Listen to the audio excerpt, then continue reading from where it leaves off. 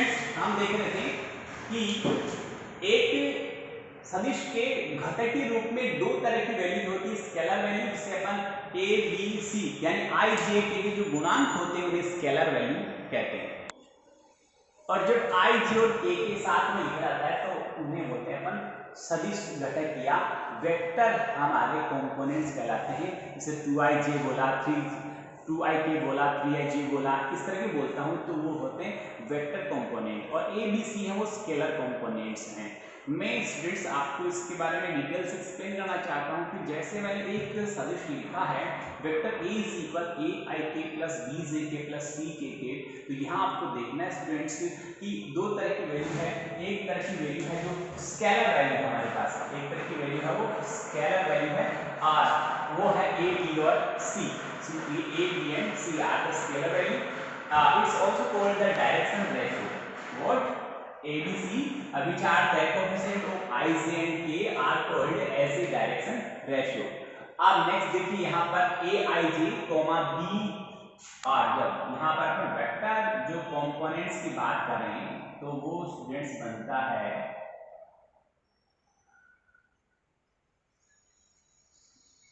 वो है A I cap comma B J cap comma C K cap, यानी actual में क्या होता है स्टूडेंट्स की I cap J cap and K cap are vector components, okay, in the direction of OX, OY and OZ, and it's are a unit components, unit vector component in direction of OX, OY and OZ। तो यहाँ पर इसके साथ में कोई scalar value भी coefficient के रूप में आती है तो भी उस पूरे पार्ट को अपन वेक्टर कंपोनेंट की तरह ही पढ़ते हैं। यहाँ पर आइए नेक्स्ट इसका जो पॉइंट है कि इसका मैग्नीट्यूड कैसे पता करें, इसका परिमाण हम कैसे निकालें, इसका मापांक जिसे अपन बोलते हैं वो हम कैसे निकालें, इसके बारे में भी मैं आपको बता चुका हूँ कि magnitude is the square, the sum of the square of the scalar components of its square root. मैंने बोला था कि इसका जो परिमाण होता है, मैग्नीट्यूड जो होता है वो होता है स्मॉल r से लिखा जाता है, या इससे a का यदि मैग्नीट्यूड चाहिए वेक्टर a का तो इसे ओनली a से लिख सकते हैं हम, the square of the scalar components, sum of the square of the scalar components and its square root is always called the magnitude of any vector. तो यहाँ पर scalar components a b c थे, scalar components के square का जो sum किया वो a square plus b square plus c square आया, और फिर इसका रूट करने पर जो वैल्यू प्राप्त हुई उसे हम क्या कहेंगे, magnitude of the given vector, दिए गए सदिश का परिमाण या मापांक कहलाता है। इसका नेक्स्ट जो पॉइंट है इसी में हम देखना चाहते हैं कि नेक्स्ट इसमें बहुत ही शानदार जो जिस पे डिपेंडेंट 1 मार्क्स का जो क्वेश्चन एग्जाम में बनता है उसकी बात हम करें कि यहाँ पर एक तो होते हैं डायरेक्शन रेशियो, एक होते हैं डायरेक्शन कोसाइन।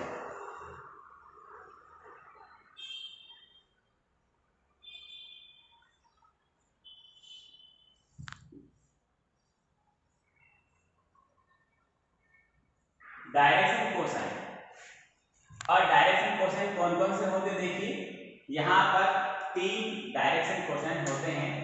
फर्स्ट को हम L से लिखते हैं और L होता है actually cos alpha. If any vector make A angle of alpha, beta and gamma with the axis OX, OY and OZ respectively, then the direction cosine of the given vector is cos alpha, cos beta and cos gamma। समझिए, जब कोई सदिश तीनों अक्षों OX, OY और OZ के साथ alpha, beta और गामा एंगल बनाता है तो इस स्थिति में उस सदिश के जो डायरेक्शन कोसाइन जो होते हैं इन्हें दिक् कोसाइन बोलते हैं। क्या बोलते हैं? दिक् कोसाइन। तो दिक् कोसाइन होते हैं कोस अल्फा, कोस बीटा और कोस गामा। तो फर्स्ट को L से लिखते हैं, दूसरे को M से लिखते हैं, और ये कोस बीटा होता है, और थर्ड को N से लिखते हैं जो कोस गामा होता है।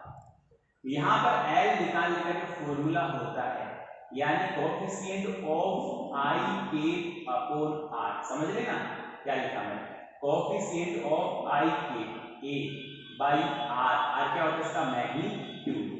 फिर नेक्स्ट जो सेकंड है इसका वो होगा बी बाई आर और थर्ड होगा वो सी बाई आर होगा। ये क्या होते हैं, डायरेक्शन कोसाइन होते हैं।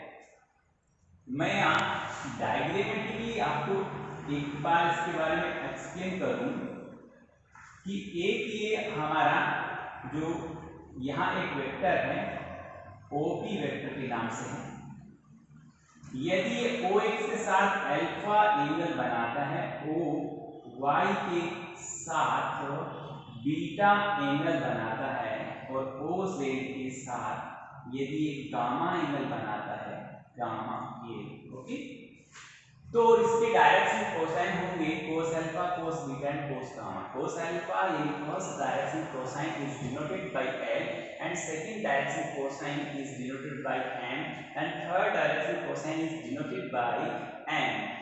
L is equal L by R, A by R, whereas A is the coefficient of ik and R is the magnitude of given vector. Magnitude R is equal a square plus b square plus c square of square root any square root of the a square plus b square plus c square, and second direction cosine m is equal b by r and third direction cosine n is equal c by r।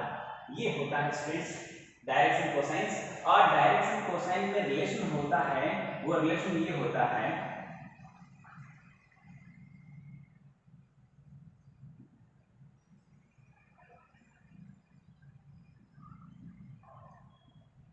Direction relation between direction cosine.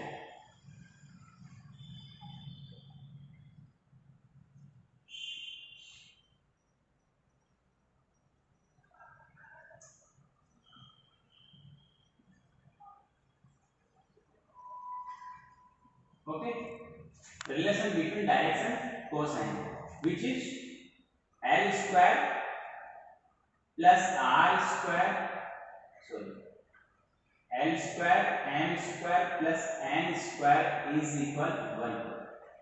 ये relation होता है, relation between a direction cosine of a given vector R L square plus M square plus N square is equal 1। यदि मैं दो side का square root लेता हूं तो भी आरएचएस में वो नहीं रहेगा, क्योंकि 1 का स्क्वायर में नहीं होगा, यानी root of the l square plus m square plus n square is equal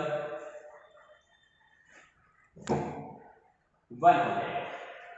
देखिए स्टूडेंट्स यहां पर मैं आपको बताना चाहता हूं एल का वैल्यू है A, that is A square by R square, M का value B square by R square और n का वैल्यू है वो c square by R square is equal 1।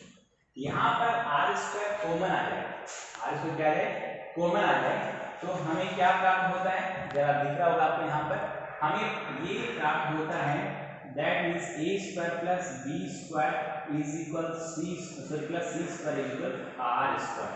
तो इसको स्टूडेंट्स आप यहाँ पर कॉन्सेंट्रेट करें a और is equal r. R is the magnitude of given vector, दिए गए सदिश का परिमाण है आर। तो आर कैसे निकलता है, A square plus B square plus C square root से। मैं बोथ साइड का स्क्वायर लेता हूं तो इधर स्क्वायर लगेगा तो इधर रूट का साइन रिमूव हो जाएगा, that means it will become a square plus B square plus C square is equal r square, and that is the answer of our relation between direction cosine. That means relation between direction cosine is L square plus M square plus N square is equal 1. That gives us A square plus B square plus C square is equal R square. Whereas R is the magnitude of given vector and A, B and C are the direction ratio of the given vector. Students, ये इसका simple मैंने आपको यहाँ पर परिचय दिया है और साथ में मैंने आपको यहाँ पर फाइंड आउट करना बताया कि डायरेक्शन कोसाइन कैसे फाइंड आउट होते हैं, एल एम और एन कैसे फाइंड आउट होते हैं। स्टूडेंट्स इतने पोर्शन में से 1 मार्क्स का बोर्ड एग्जामिनेशन में 1 मार्क्स का 101% क्वेश्चन आने के चांस बनते हैं, इसलिए इसको ढंग से देखें। एक बार बोर्ड पे गौर से देखिएगा, मैं आगे बढ़ता हूँ।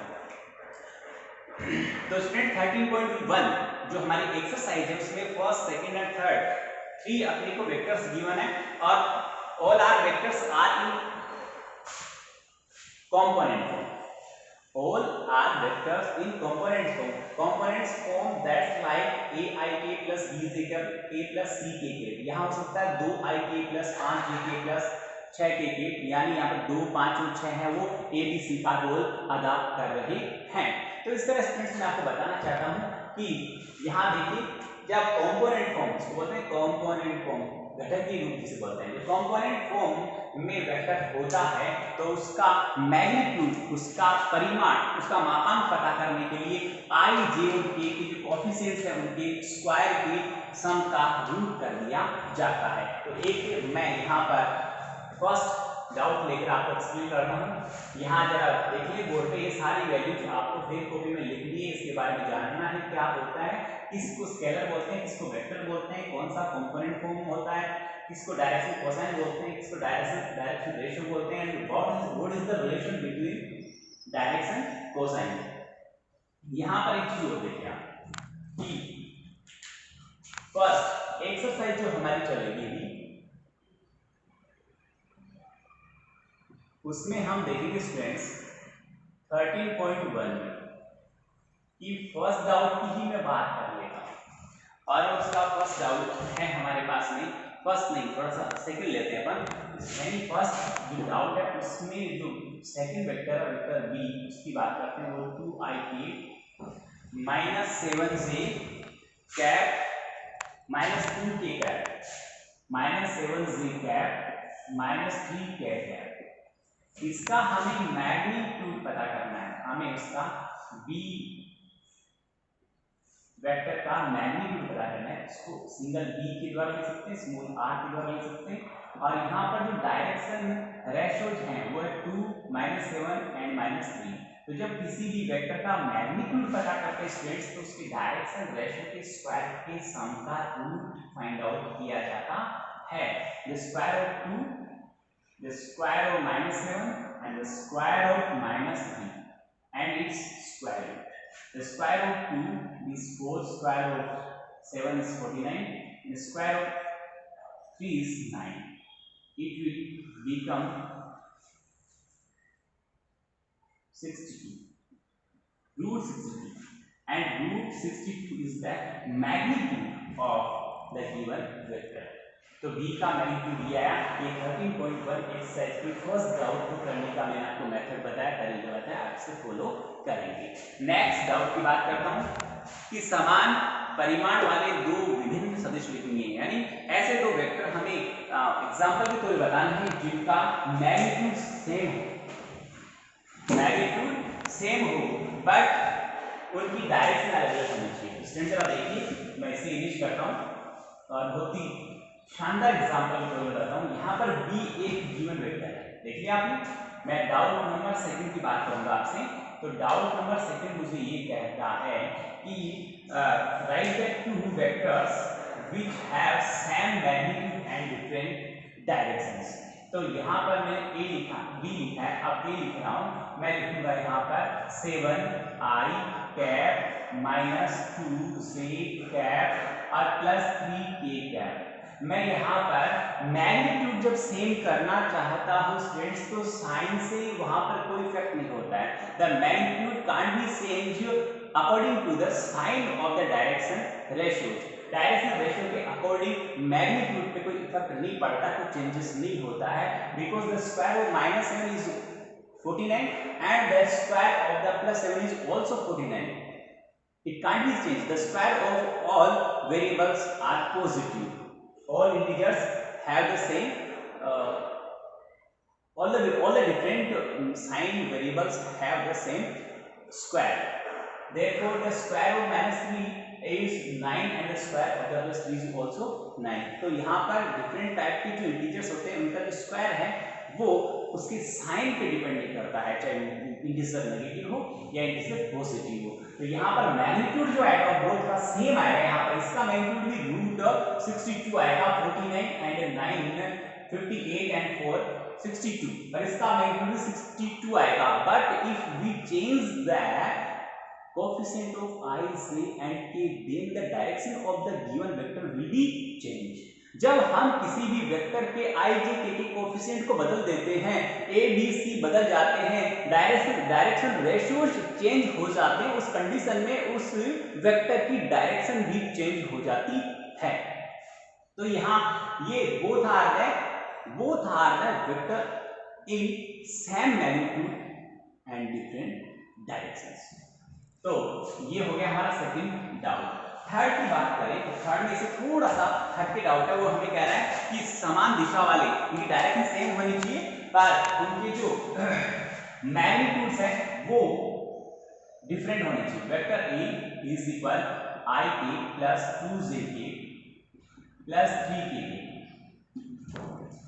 और फिर मैं वेक्टर बी लिखता हूं, वो आया मैंने 2ik plus 4j plus 6k।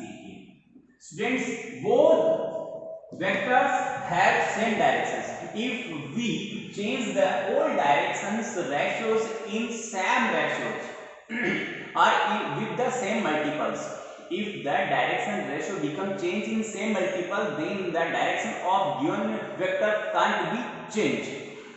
यहाँ पर देखिए, जब हम किसी सदिश के दिक् अनुपातों को सेम गुणज में सेम मल्टीपल में चेंज करते हैं तब उनकी दिशा चेंज नहीं होती, तब उनकी डायरेक्शन चेंज नहीं होती है। देखिए यहाँ पर इसको भी 2 से गुणा किया, इसको भी 2 से गुणा किया, इसको भी 2 से गुणा किया, इसको भी 100 से करता, इसको भी 100 से करता, इसको भी 100 से करता, इसको भी 5000 से मल्टीप्लाई करता, इसको भी 5000 से मल्टीप्लाई करता, इसको भी 5000 से मल्टीप्लाई करता। तो इस कंडीशन में इस गिवन वेक्टर की डायरेक्शन कभी भी चेंज नहीं होती है, सिर्फ मैग्नीट्यूड चेंज होता है। और मैग्नीट्यूड कितना चेंज होता है, जैसे मैंने इस पूरी यानी that means the vector b is equal to into vector a। Are you sure? Vector b is equal to into vector a, that means b का जो मैग्नीट्यूड है वो a के मैग्नीट्यूड से ट्वाइस है, डबल है, दो गुना, फर्क इतना ही है। बट इस कंडीशन में इसको लिखा जाता है vector b is equal lambda vector A, या फिर इसको हमारी जुबान पे ज्यादा ये रहता है, हमारे कन पे ये ज्यादा रहता है vector a is equal lambda vector b. तो इस रिलेशन में जितने भी वेक्टर होते हैं वो सारे वेक्टर क्या होते हैं, वो सारे वेक्टर पैरेलल होते हैं, समांतर होते हैं और एक ही दिशा वाले होते हैं। यहाँ पर समांतर सदिश कराते हैं, जब दो वेक्टर पैरेलल होते हैं तो उसे vector A is equal lambda vector B, that means one of the vector is equal lambda time of the other vector, then the given both vectors are called parallel vectors। यहाँ पर हम देखेंगे जब कोई एक सदिश अपने दूसरे सदिश का लेमड़ा गुना के बराबर होता है तब वे दोनों वेक्टर समांतर कहलाते हैं, पैरेलल कहलाते हैं। तो ये गुणधर्म यहाँ पर भी लागू होता है, इन दोनों की डायरेक्शन सेम है, बट डायरेक्शन सेम कैसे है, क्योंकि मैंने इनके साइन चेंज नहीं किए। जब ये ए बी सी से बोलते हैं, ए बी सी, ए यहाँ पर 2 है, बी यहाँ पर 4 है, सी यहाँ पर 6 है। ए बी सी जब सेम मल्टीपल में चेंज होते हैं तब उन दोनों वेक्टर की बीच की डिस्टेंस बढ़ती है, नेक की डायरेक्शन चेंज होती है। और जब बीच की डिस्टेंस बढ़ेगी तो यहाँ पर जो कांस्टेंट पॉइंट ओ है जिसे अपन ओरिजिन कहते हैं, ओरिजिन से इनकी डिस्टेंस चेंज होती है, बदलती है। और जब डिस्टेंस बढ़ती घटती है चेंज होती है तब मैग्नीट्यूड बदलता है और डायरेक्शन कभी भी नहीं बदलता। तो स्टूडेंट्स देखिए आगे, ये था हमारा सेकंड और थर्ड। फोर्थ कह रहा है कि हमारे को दो वेक्टर गिवन है 2xi plus 2ik plus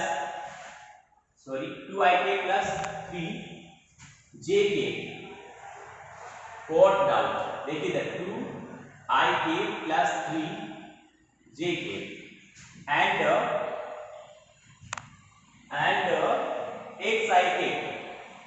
xik plus yjk both vectors are equal. दोनों सदिश आपस में बराबर हैं। दो वेक्टर इक्वल तभी होंगे जब उनके डायरेक्शन रेशियो इक्वल होते हैं। डायरेक्शन रेशियो मतलब यहाँ पर दोनों वेक्टर इक्वल नहीं है। ये दोनों इक्वल कब होते, जब यहाँ 2 4 6 होता या यहाँ 1 2 3 होता, तब दोनों वेक्टर इक्वल होते। वेक्टर इक्वल होने के लिए डायरेक्शन रेशियो का इक्वल होना 100% जरूरी है।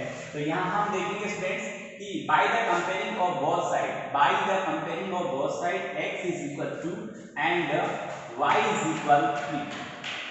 It's are the real answer of x and y in equation, sorry, in problem 4.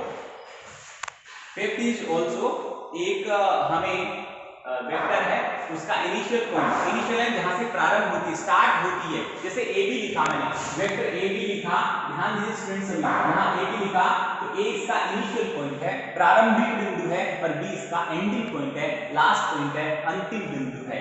तो इनिशियल पॉइंट है 2,1 एंड द लास्ट पॉइंट है -5 7। 2,1 यहां देखिए स्टूडेंट्स, इनिशियल पॉइंट है, डाउट नोट की बात कर रहा हूं मैं, इनिशियल पॉइंट 2,1 है, इसको मैंने पी नाम दिया, एंड सेकंड पॉइंट है -5,7। हमें वेक्टर PQ ही फाइंड आउट करना है, तो हमें PQ चाहिए, तो Q के जो हमारे पास कोऑर्डिनेट्स है उसमें से P वाले कोऑर्डिनेट्स माइनस किए जाते हैं, सब्ट्रैक्ट किए जाते हैं। यहाँ पर Q का कोऑर्डिनेट फर्स्ट है -5, then we subtract Q from -5 and take a unit vector I take with the respect of OX and it will become 7 minus 1 into Z। जब हमारे पास किसी इन दो बिंदुओं के कोऑर्डिनेट्स में जब दो ही वैल्यू हो, तो एक x की वैल्यू होती है, एक y की होती है। जब तीन वैल्यू हो तो फर्स्ट x की होती है, सेकंड y की होती है, थर्ड z की होती है। जब दो वैल्यू है तो ये 2D का सवाल है, टू डायरेक्शन है, OX और OY। जब यहाँ पर तीन वैल्यू होती है 3D होता है, 3 डायरेक्शन का सवाल होता है। तो 2D और 3D समझ के, 2D इसमें x और y होते हैं, 2D होता है, 3D में x y और z भी होता है। यहाँ देखिए students -7ik and +6jk is the result of given doubt। 6 में हमारे पास तीन अलग अलग वेक्टर गिवन है और उनका सम करना है।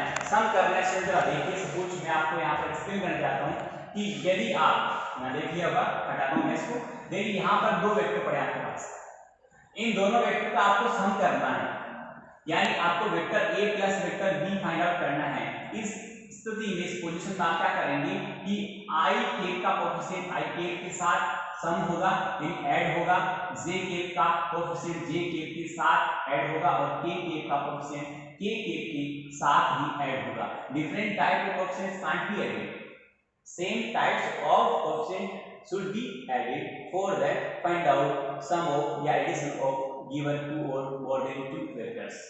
That means a plus b is equal आएगा 2 plus 7 9ik -2 और -7 -9